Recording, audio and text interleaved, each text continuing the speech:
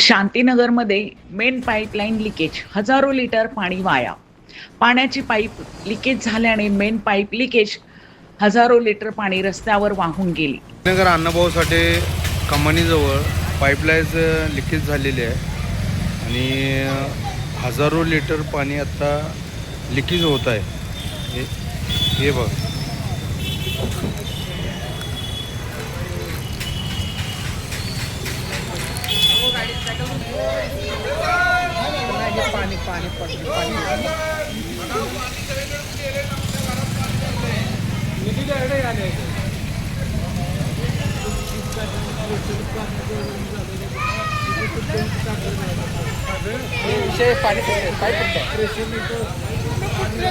Maharashtra express न्यूजसाठी मुकेश मोहिते यांचा report.